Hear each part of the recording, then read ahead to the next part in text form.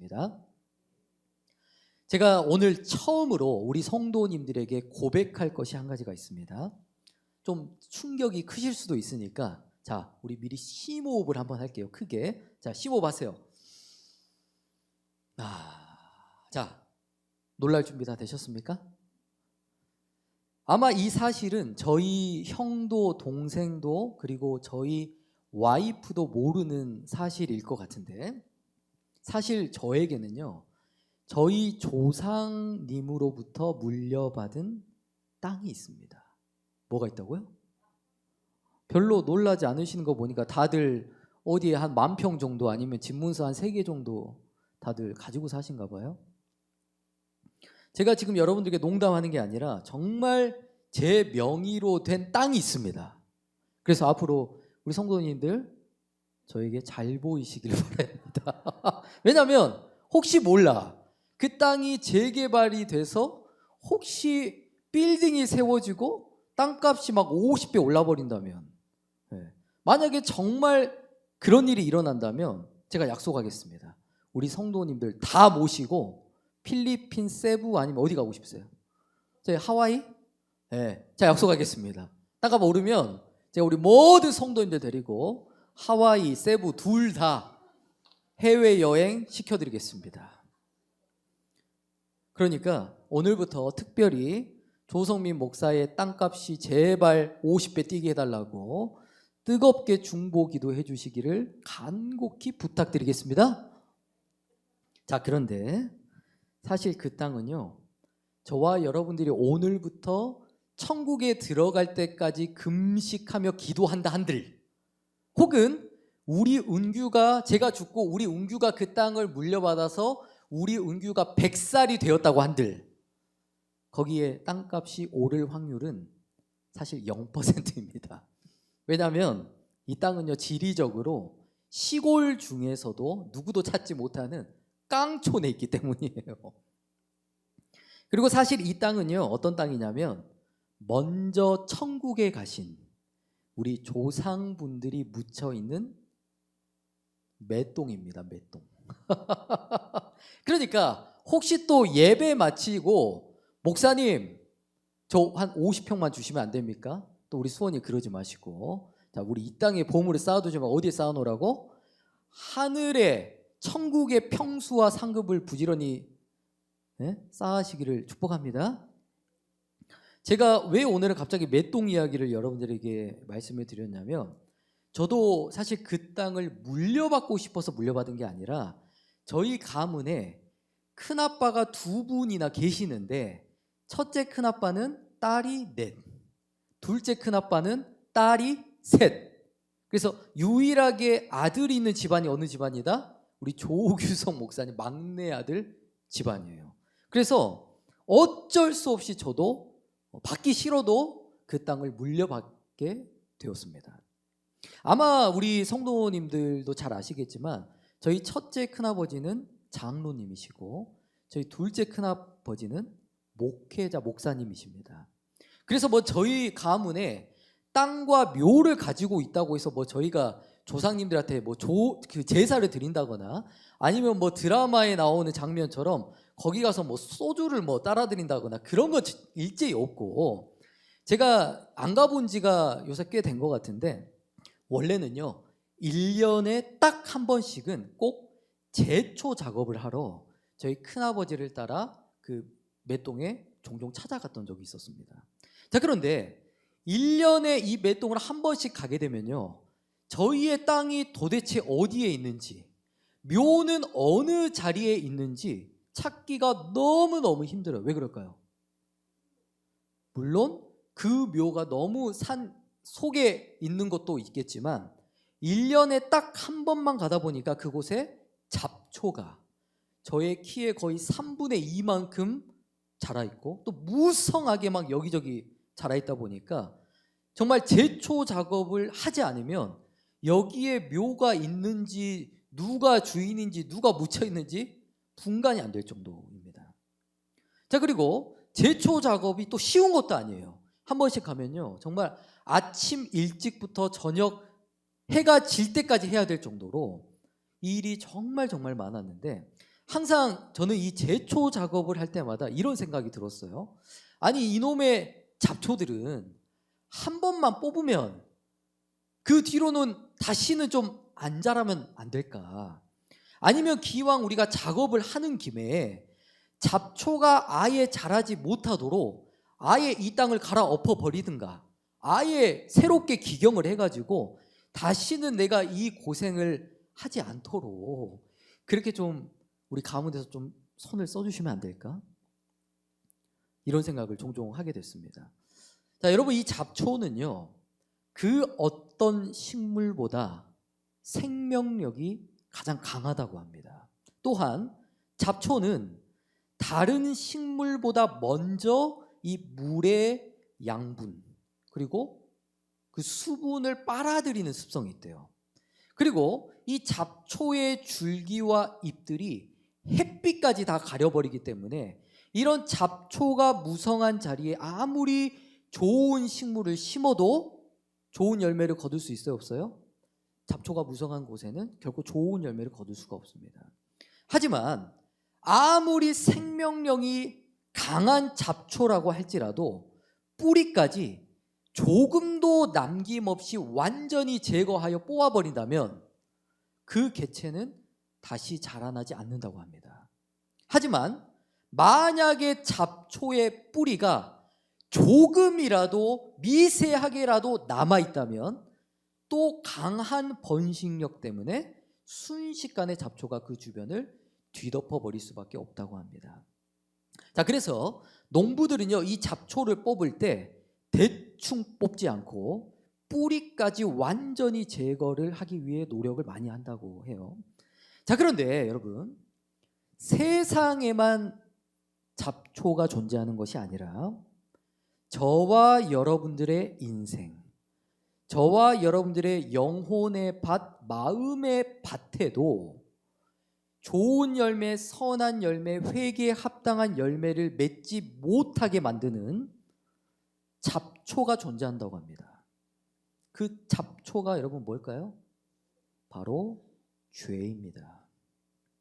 즉, 내 안에 남아있는 그 죄의 뿌리, 상처의 뿌리, 원망의 뿌리를 우리가 아예 뽑아내지 않고 그냥 겉만 그럴싸하게 제초만 해놨다면 결국 어떻게 돼요? 시간이 지나 그 잡초와 같은 죄가 다시 싹이 나기 시작하고 결국 그 잡초가 내 영혼을 뒤덮어버리는 결과를 가져올 수밖에 없다는 거예요. 자, 다음 히브리서 말씀 함께 읽겠습니다. 시작. 형제들아, 너희가 삼가 혹 너희 중에 누가 믿지 아니하는 악심을 품고 살아계신 하나님에게서 떨어질까 염려할 것이요, 오직 오늘이라 일컫는 동안에 매일 피차 권면하여 너희 중에 누구든지 죄의 유혹으로 강팍해 됨을 면하라. 아멘. 자, 먼저 12절의 말씀의 의미는 우리의 마음밭에 그 남아있는 싹이 나는 그 죄의 뿌리, 악심의 뿌리를 우리가 방치하면 결국 하나님과 어떻게 될 수밖에 없어요? 멀어지고 결국 하나님과의 관계가 그 죄의 뿌리로 인하여 단절될 수밖에 없다는 거예요. 즉, 잡초가 묘를 덮어버리면 그 묘의 주인이 누군지 우리가 알 수 있어 없어요? 분간을 못하듯이 만약 죄가 우리의 마음을 덮어버리면 우리 안에 살아계신 예수님이 우리의 삶을 통하여 나타나요, 안 나타나요? 나타나지 못한다는 것입니다. 자, 그래서 13절에서 뭐라고 말씀합니까? 다시 한번 읽어볼까요? 시작. 오직 오늘이라 일컫는 동안에 매일 피차 권면하여 너희 중에 누구든지 죄의 유혹으로 강팍해 됨을 면하라. 아멘. 즉, 우리가 죄의 유혹에서 이기기 위해 죄의 잡초가 나의 인생을 지배하지 못하도록 하기 위해서는 어떻게 해야 된다는 거예요? 이 잡초 내일쯤 뽑아야지 하고 밀어버리면 안 된다는 거예요. 그 사이에 그 죄가 우리의 삶에 더 깊이 뿌리를 내리지 못하도록 어떻게 해야 된다는 거요? 오늘이라 일컫는 매일매일 피차 권면함으로 그 죄의 유혹에서 벗어나라. 자, 예를 들어서 여러분, 세상에 술, 담배, 마약을 그 중독을 끊으려면 가장 좋은 방법이 뭘까요? 가장 좋은 방법은 결단했다면 지금 당장 끊어내는 것이 가장 좋겠죠. 왜냐? 적당히 타협하고 적당히 줄이면서 내일 끊어야지, 내일 좀 줄여봐야지 하면 평생 중독에서 벗어날 수 없습니다. 죄도 여러분 마찬가지예요.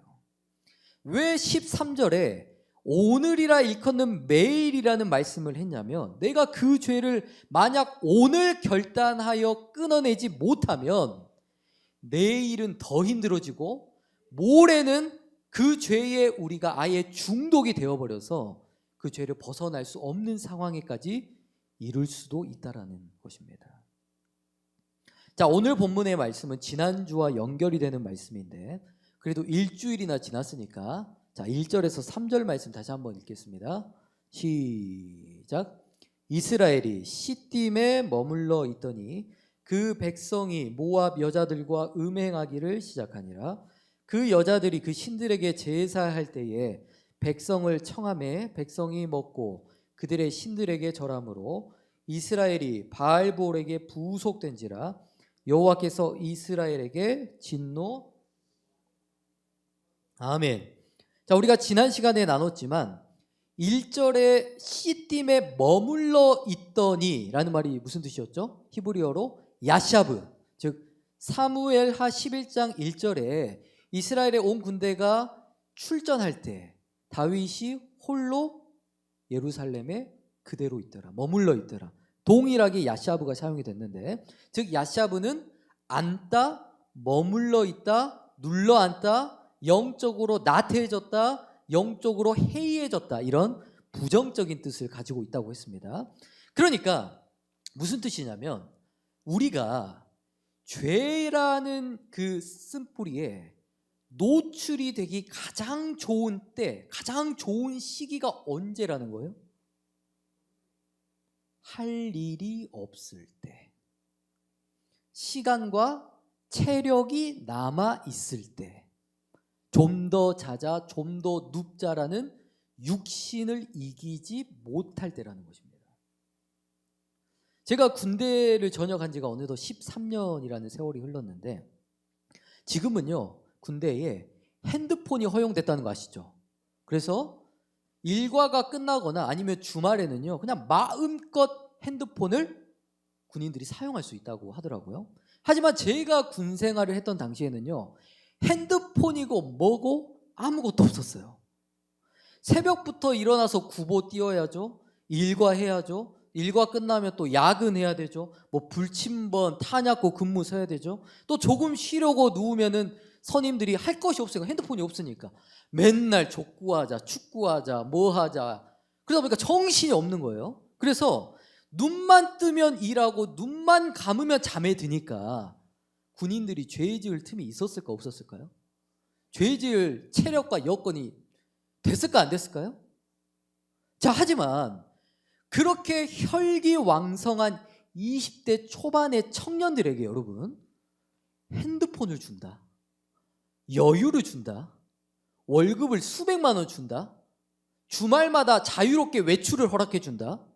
자, 그러면 여러분 상식적으로 그 혈기왕성한 체력을 죄 짓는 데 사용하겠습니까? 아니면 선한 데 사용하겠습니까? 저도 지금 생각해보면 하나님 앞에 너무 감사한 것이 있었는데, 저도 대학교 다닐 때 수요 예배, 금요 예배 징하게 나오기 싫었습니다. 그런데 뭐 어쩌겠어요. 예배 나오기 싫으면 집을 나가라는데, 집 나가면 고생인 거 훤히 아는데 집은 못 나가겠고, 그래서 어쩔 수 없이 억지로 예배의 자리를 지켜왔습니다. 그런데 지금 돌이켜보면 어차피 그 시간에 세상 나가봤자 차라리 저희 와이프 만나서 연애라도 하면 다행인데 그것도 안 했을 거야. 솔직히 말하면 뭐하러 나갔을까요? 죄 지으러 나갔겠죠. 그런데 그래도 어떻게든 예배 끈을 지키니까 지금 이 자리에 제가 서 있는 거지, 만약에 저도 그 자리를 지키지 못했다면 이미 돌이킬 수 없는 강을 이미 건넜습니다, 저는. 그리고 여러분, 새벽 기도가 참 좋은 게 뭐예요? 장점이 뭐예요? 어떤 게 유익해요? 체력이 남아있잖아요. 잠들기 전에 핸드폰만 봐요. 또 잠들기 직전까지 어떤 근심? 세상 근심, 자녀 근심, 육신 근심, 돈 근심만 하다가 잠을 못 잡니다. 하지만 우리가 새벽을 깨우면 장점이 뭐예요? 눈만 감으면 근심이고 뭐고 하나님께서 주시는 평안 가운데 평안히 푹 잘 수 있어요. 그리고 저희 부부도 한 번씩 그럴 때가 있는데, 예를 들어서 오늘 서로에게 갈등과 마찰과 의견 충돌 같은 게 좀 있었어요. 그러면은 이제 애들 보는 앞에서 싸우면 안 되겠잖아요. 그래서 여보, 조금 이따 봅시다. 애들 잠들면 봅시다. 그래 놓고 둘 다 애들보다 먼저 잡으라. 그리고 그 다음날 일어나 보면 왜 싸웠는가도 잊어버려요. 그러니까 우리의 인생도 여러분 그렇다는 거예요.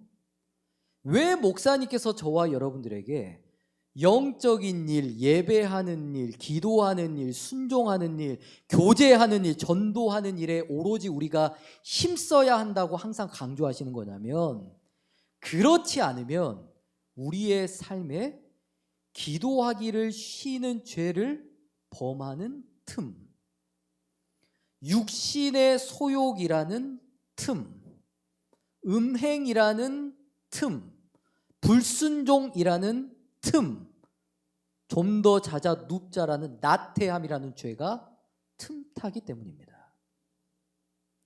따라서 저와 여러분들이 이 씨띠임이라는 이 나태함의 자리, 좀 더 자자 눕자라는 육신의 자리에 제발 안주해 있지 마시고, 사단 마귀 육신과 죄에 우리가 조금도 틈을 주지 않도록 늘 영적인 일에, 깨어 기도하는 일에, 또한 말씀에 순종하는 일에 더욱 충성하는 저와 여러분 될 수 있기를 축복합니다. 자, 그래서 오늘 말씀의 이스라엘 백성들도 시딤에서 머물러 있다 보니까, 할 일이 없다 보니까, 빈둥빈둥 놀다 보니까 뭐가 눈에 들어와요? 1절, 어떤 여자들? 모압 여자가 눈에 들어오게 되고, 결국 그 죄가 장성하고 장성하여 어디까지? 음행과 우상 숭배라는 절대로 넘지 말아야 할 선까지 이스라엘 백성들이 그 죄의 잡초가 이미 너무 무성하게 자라나 버렸다라는 것입니다. 그럼 여기서 또 우리가 이런 질문이 생길 수 있어요. 하나님은 사랑이시고 예수님은 사랑이신데, 에이, 그거 좀 모함 여자랑 놀았다고, 그거 좀 음행했다고, 그거 좀 우상 숭배했다고 큰일이 생기겠어? 다음 말씀 시작. 불의한 자가 하나님의 나라를 유업으로 받지 못할 줄을 알지 못하느냐? 미혹을 받지 말라. 음란하는 자나 우상 숭배하는 자나 간음하는 자나 탐색하는 자나 남색하는 자나 도적이나 탐람하는 자나 술 취하는 자나 후욕하는 자나 토색하는 자들은 하나님의 나라를 유업으로 받지 못하리라. 아멘. 그럼 다시 말씀을 보니까 아까 이스라엘 백성들의 모습처럼 음란하는 자, 우상 숭배하는 자, 간음하는 자, 이런 죄를 우리가 끊지 아니하고서는 어떤 나라를 유업으로 받지 못한다고요? 하나님의 나라를 유업으로 받지 못한답니다. 여러분, 우리가 지난주 주일 오전 제가 설교를 선포하면서 잠깐 이런 내용을 나눴는데, 하나님 나라에 적당히, 중립, 미지근함, 두 주인을 섬길 수 있다고 했어요, 없다고 했어요? 하나님 나라에 적당히는 없습니다. 순종이냐 불순종이냐, 의의 병기냐 불의의 병기냐, 쭉정이냐 알공이냐? 앞서 본 음란, 우상 숭배, 간음의 죄를 아예 단절시키고 끊어내서 우리가 하나님의 나라를 유업으로 받느냐? 아니면 여전히 그 죄를 타협하면서 하나님의 나라를 적당히 받지 못하는 거 아니고 아예 받지 못하느냐? 자, 그런데 우리 성도님들께서 이 말씀을 읽으면서 마음에 이런 두려움과 절망이 찾아올 수도 있을 것 같아요. 그러면 내 인생은 유업을 받지 못하고 한다고 했으니까 이제 앞으로 소망이 없는 건가? 여러분 솔직하게 이 말씀 보면서 안 찔리는 사람 있으세요? 저도 찔립니다. 아마 어떤 사람들은 하나 때문에 찔리는 분도 있을 거고, 뭐 세 개가 찔리는 분도 있을 거고, 아니 모든 죄 목록이 다 찔리는 분도 있으실 거예요. 자, 그러나 성경은 여기서 끝나지 않습니다. 자, 다음 11절 말씀 시작. 너희 중에 이와 같은 자들이 있더니 주 예수 그리스도의 이름과 우리 하나님의 성령 안에서 씻음과 거룩함과 의롭다 하심을 얻었느니라. 아멘. 자, 하지만 그럼에도 우리에게 소망이 있는 이유가 뭐예요? 예수님 안에서라면 우리의 과거가 어떻든지 간에 깨끗함을 얻을 수 있고, 또한 그리스도 안에서라면 누구만이 아니라 누구든지 새로운 피조물이 될 수 있다라는 거예요. 그리고 다시 말씀해 보면 사실 우리의 힘과 의지와 노력만으로 내 죄가 씻음을 받고 거룩해질 수 있다고 말씀했습니까? 안 했습니까? 그런 말씀이 없습니다. 오직 누구 안에서만? 주 예수 그리스도의 이름과 우리 하나님의 성령 안에서만. 즉 죄라는 그 잡초의 뿌리는 내 힘만으로는 온전히 그것들을 다 정리하고 뽑아낼 수가 없다는 거예요. 오히려 내 힘으로 그 죄의 잡초들을 뽑으려고 하면 할수록 우리는 더 큰 실망과 자책을 하게 될 수밖에 없습니다. 왜 그럴까요? 예를 들어서 내 영혼, 내 마음의 밭에 요즘 음란의 그 잡초가 막 싹이 나고 있는 거예요, 여기저기서. 그래서 내가 나름 열심히 내 시간과 열정, 회개를 막 투자해가지고 열심히 그 음란의 잡초들을 집중적으로 관리를 하고 뽑아내기 시작했어요. 그런데 주변에 보니까 음란이라는 잡초는 조금 어느 정도 정리가 됐는데 우상 숭배 등등의 잡초가 다른 자리에 무성하게 자라 있는 거예요. 그래서 이번에는 또 우상 숭배에 집중을 해볼까 했는데 다시 고개를 돌려보니까 뭐가 싹이 나 있어? 아까 다 없앤 줄 알았던 음란이라는 잡초가 다시 싹이 나 있는 거예요. 즉 저와 여러분이 오로지 내 힘과 노력과 의지로 죄의 유혹을 이겨내겠다는 것은 사실 이것은요, 겸손이 아니라 하나님 앞에 큰 교만입니다. 왜냐하면 이것은요, 내가 현재 누구를 의지한다는 거예요? 하나님의 능력이 아니라 내 능력을 의지하고 있다는 증거입니다. 자, 물론 우리가 죄의식을 가지고 죄의 분별력을 가지고 또 하나님의 전신갑주로 무장해서 스스로 그 죄와 피 흘리기까지 대항하고 싸우겠다는 결단과 의지를 가지고 살아가는 것도 물론 정말 중요해요. 그러나 그보다 더 중요한 것이 있다는 거예요. 바로 내 영혼이 주 예수 그리스도 안에 거하기를 사모하는 것. 그리고 겸손히 예수 그리스도의 이름을 의지하고 예수 그리스도의 보혈의 능력을 의지하고 또한 성령 하나님의 감동과 도우심에 우리의 삶을 온전히 맡겨드릴 때, 그러면 내가 아니라 예수 그리스도의 능력이 우리의 삶을 거룩하게 하시고 또한 예수 그리스도의 피의 능력이 우리를 모든 죄와 불의에서 깨끗하게 하실 줄로 믿습니다. 자, 다시 오늘 본문으로 돌아와서 4절에 여호와께서 이제 모세에게 너무나 충격적인 명령을 한 가지 주시는데 4절 시작. 백성의 두령들을 잡아 태양을 향하여 여호와 앞에 목매어 달라. 그리하면 여호와의 진노가 이스라엘을 떠나리라. 아멘. 여러분, 뭔가 소름이 끼치도록 살벌한 내용이 등장하죠. 다시 말씀을 보니까 여호와께서 모세에게 이르시되 백성의 두령들, 여기서 두령이란 우두머리 혹은 리더자 이런 뜻인데, 즉 이 죄에 가담했던 책임자들, 주동자들을 어떻게 해버리라는 거예요? 목매어 달아버려라. 다시 말해서 죄에 가담했던 잡초들을 어떻게 해버려라? 완전히 뽑아버려라. 그리하면 마지막 부분에 보니까 여호와의 진노가, 그리하면 여호와의 진노가 어떻게 된다고요? 이스라엘을 떠난다고 말씀하신 거예요. 자, 그렇다면 하나님께서 백성들 가운데 내리신 진노의 조치가 무엇이었죠? 지난 시간에 나눴는데 9절에 그 연병으로 죽은 자가 몇 명이었어요? 24,000명. 자, 우리 하나님은요, 독생자 예수 그리스도를 십자가에 죽이실 만큼 우리를 사랑하십니다. 자, 그러나 하나님은 공의의 하나님이시기 때문에 죄와 불법만큼은 결코 방치하거나 용납하는 분이 아니십니다.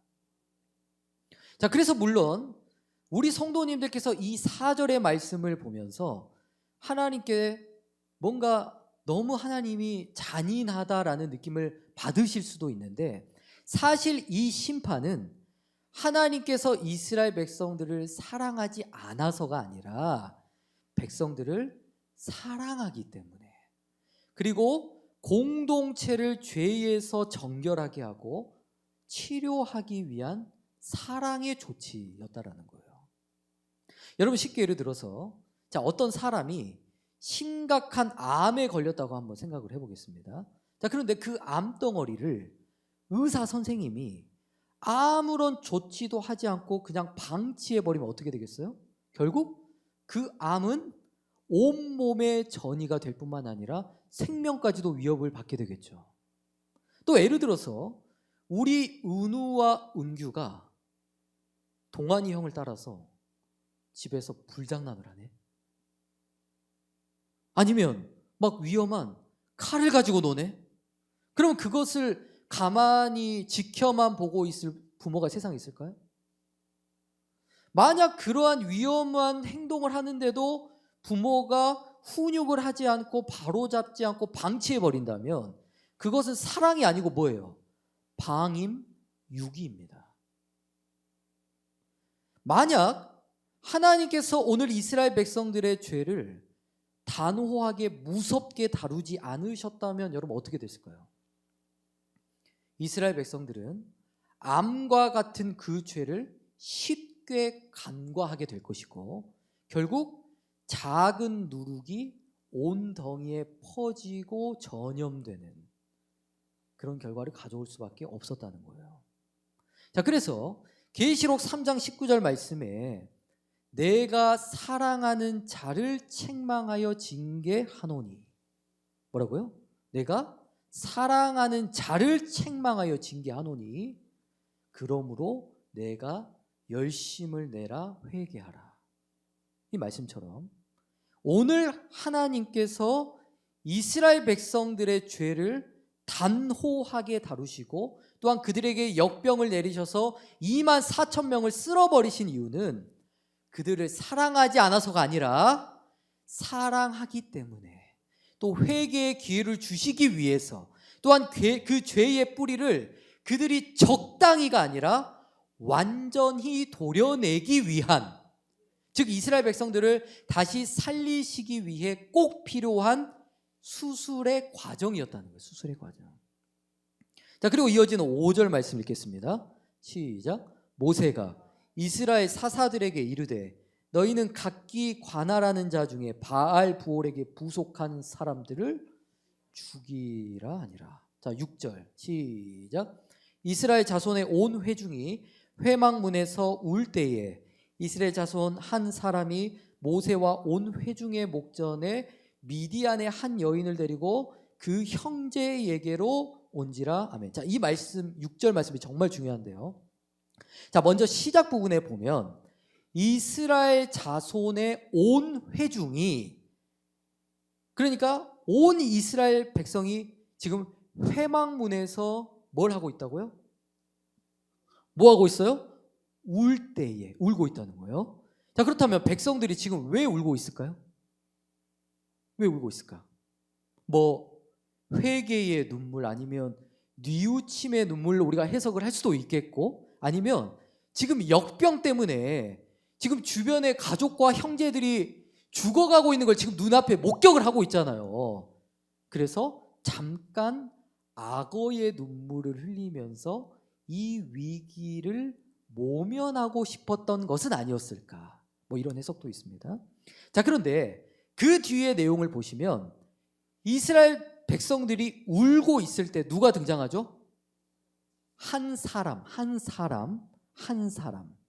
자, 모세와 온 회중의 목전에 이 한 사람이 누구를 데리고 와요? 미디안의 한 여인을 데리고 왔다.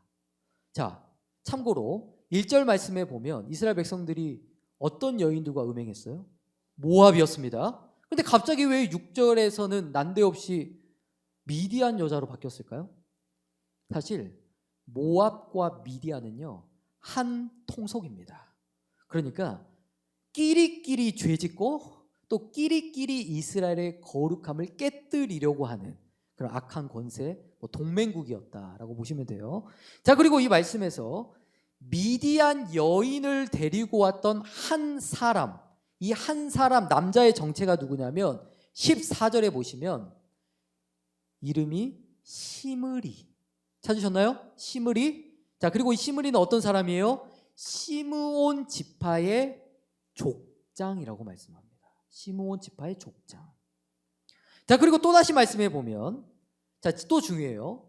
자, 노란색 글씨로 미디안의 한 여인을 뭐 했다고 말씀해요? 데리고. 자, 여기서 데리고라는 말의 의미가 뭐냐면 히브리어로 카라브라고 해요. 카라브. 무슨 뜻이냐? 여인을 데리고 와서 성적 관계를 가졌다는 것을 의미합니다. 즉, 다시 말씀을 정리해 보자면, 자, 현재 온 이스라엘 백성들이 하나님의 진노로 말미암아 죽어나가고 있어요. 지금 옆에서. 또 온 백성이 함께, 한 명도 빠지면서 온 백성이 함께 모여서 하나님 앞에 눈물로 죄를 뉘우치고 있다고 그랬잖아요. 그런데 시므리라고 하는 시므온 지파의 족장은 지금 뭘 하고 있다는 거예요? 그런 상황 속에서 미디안 여인을 자신의 침실로 데리고 와서 음행이라는 죄를 아예 대놓고 저지르고 있었다는 거예요. 그러니까 여러분, 세상에도 그런 말이 있습니다. 한 번은 실수, 두 번은 고의, 세 번부터는 습관이다. 하지만 그렇다고 여러분, 이 시므리가 생각을 해보세요. 이 시므리가 내가 지금 하고 있는 행동이 죄라는 걸 과연 몰라서 이런 행동을 했을까요? 실수로 그랬을까요? 사실 그럴 수가 없어요. 왜? 이미 하나님의 진노가 그 자리에 임했고 모세의 선포가 있었고, 게다가 지금 온 백성이 회개하며 울고 있는데 그것을 몰랐다고 하는 것은 말이 안 되는 것입니다. 즉, 다시 말해서 이 시므리가 지었던 죄는 사실 모르고 지었던 죄가 아니라 알고도 반복해서 짓는 고범죄였다라는 거예요. 자, 스펄전 목사는 이런 말씀하셨는데 읽어볼까요? 시작. 하나님을 아는 자가 의도적으로 가장 흉악한 반역이다. 이는 하나님의 은혜를 값싸게 만들고 십자가를 모욕하는 행위다. 다음 말씀 한번 읽어봅니다. 시작. 우리가 진리를 아는 지식을 받은 후 짐짓 죄를 범한 즉 다시 속죄하는 제사가 없고 오직 무서운 마음으로 심판을 기다리는 것과 대적하는 자를 소멸할 맹렬한 불만 있으리라. 아멘. 그럼 무슨 말이에요? 즉 우리가 죄에 대한 충분한 지식과 의식을 가지고 있고 죄에 대한 분명한 분별력도 가지고 있고 또 나의 삶의 좋은 열매, 선한 열매를 가로막는 가장 큰 장애물이 어떠한 죄인지를 내가 알고 있음에도 불구하고 그 죄를 내가 회개치 않고 그 죄를 지속적으로 고의적으로 반복적으로 의도적으로 범하는 것은 곧 하나님의 은혜와 십자가를 그 능력을 모욕하는 것이라는 거예요. 그리고 26절에 충격적인 선언이 있어요. 지식을 받은 후에 그 죄를 다시 범하면 속죄하는 제사가 있다 없다? 다시 속죄하는 제사가 없답니다. 또 27절에서도 마지막 부분에 대적하는 자를 소멸할 맹렬할 불만 있다. 즉 우리가 그 고범죄에서 벗어나지 못하면 지옥의 심판이 우리를 기다리고 있다는 거예요. 시간이 많이 가서 좀 빨리 가겠습니다. 자, 하지만 오늘 본문 말씀에 보니까 의도적으로 반복적으로 고의적으로 하나님의 말씀과 뜻을 거역하는 시므리와 그 미디안 여인에게 어떤 형벌이 내려졌습니까? 이 말씀을 적용해 보세요. 자, 어떤 일이 벌어졌죠? 시작. 제사장 아론의 손자 엘르아살의 아들 비느하스가 보고 회중의 가운데서 일어나 손에 창을 들고 그 이스라엘 남자를 따라 그의 막에 들어가서 이스라엘 남자와 그 여인의 배를 꿰뚫어서 두 사람을 죽이니 연병이 이스라엘 자손에게서 그쳤더라. 아멘. 여러분, 아예 대놓고 반복적으로 고의적으로 음행을 지금 범하는 시므리와 여인을 보고 아론의 손자 누가요? 비느하스가 그 모습을 보고 열이 받은 거예요. 그래서 손에 창을 들고 범죄한 그 둘을 꿰뚫어 죽여버렸다는 것입니다. 자, 그러자 어떤 일이 일어나나요? 하나님께서 비느하스를 살인했다고 심판하신 게 아니라 8절 마지막 부분에 보니까 뭐가 멈췄어요? 연병이 이스라엘 자손에게서 그쳤더라. 자, 그뿐만이 아닙니다. 이 비느하스의 모습을 보고 하나님께서요 또 이런 칭찬을 하셔요. 9절 11절 11절입니까? 11절 맞습니까? 아니 성경 9절에 네, 한번 읽겠습니다. 시작. 제사장 아론의 손자 엘르아살의 아들 비느하스가 나의 질투심으로 질투하여 이스라엘 자손 중에서 나의 노를 돌이켜서 나의 질투심으로 그들을 진멸하지 않게 하였도다. 아멘. 여러분, 만약에 한번 생각을 해보세요. 비느하스가 결단하여 그 죄의 뿌리를 뽑아버리지 않았더라면 연병으로 죽은 자가 24,000명으로 끝나지 않았습니다. 만약 그 죄를 비느하스가 결단하여 끊어내지 않았다면 수십만 혹은 하나님 앞에 그 백성 모두가 진멸당할 수도 있었습니다. 하지만 비느하스가 가지고 있던 그 죄에 대한 결단과 질투심이 어떻게 했다는 거예요? 하나님의 진노하심과 진멸하심의 그 심판을 돌이키게 만들었다는 거예요. 즉, 이 말씀에서 우리가 어떤 의미를 깨달을 수 있을까요? 죄를 방치하면 영혼과 공동체가 무너질 수 있지만 죄를 뿌리째 뽑으려는 결단과 순종은 생명과 공동체를 살리는 힘이 된다는 것입니다. 저는 오늘 여기 계신 저와 여러분 모두가요, 이 비느하스와 같은 한 사람이 되시기를 바랍니다.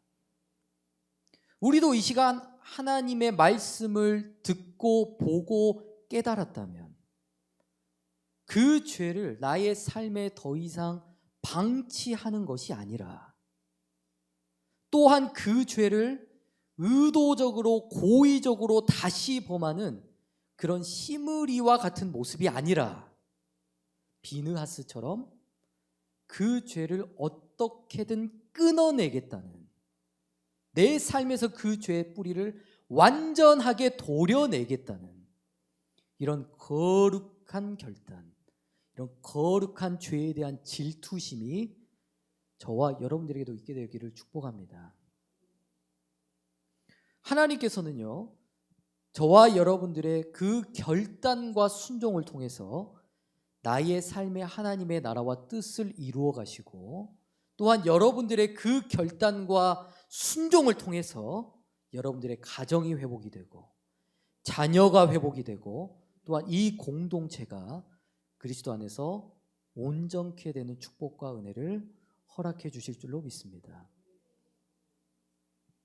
다음 말씀, 마지막 말씀인데요. 읽겠습니다. 시작. 만일 우리가 우리 죄를 자백하면 저는 미쁘시고 의로우사 우리 죄를 사하시며 모든 불의에서 우리를 깨끗게 하실 것이요. 아멘. 자, 오늘 우리가 비느하스처럼 그 죄를 결단하고 끊어내는 비결을 말씀하고 있죠. 뭐라고 합니까? 우리가 우리의 죄를 뭐하면? 숨기지 말고 뭐하면? 하나님 앞에 자백하면 미쁘시고 의로우신 하나님께서 우리의 자백한 그 모든 죄를 사하여 주실 뿐만 아니라 모든 불의에서 우리를 깨끗게 하신다고 약속하셨습니다. 따라서 오늘 이 시간 함께 기도하실 때 더 이상 죄를 방치하거나 숨기지 마시고, 첫 번째, 내 안에 있는 죄를 우리가 정직하게 바라보고, 두 번째, 그 죄와 연약함을 하나님 앞에 있는 그대로 자백하고 회개하고, 세 번째, 비느하스처럼 우리도 거룩한 결단을 가지고 죄의 뿌리를 나의 삶에서 완전히 도려내는 그런 결단의 시간, 순종의 시간이 될 수 있기를 주님의 이름으로 축복합니다. 기도하겠습니다.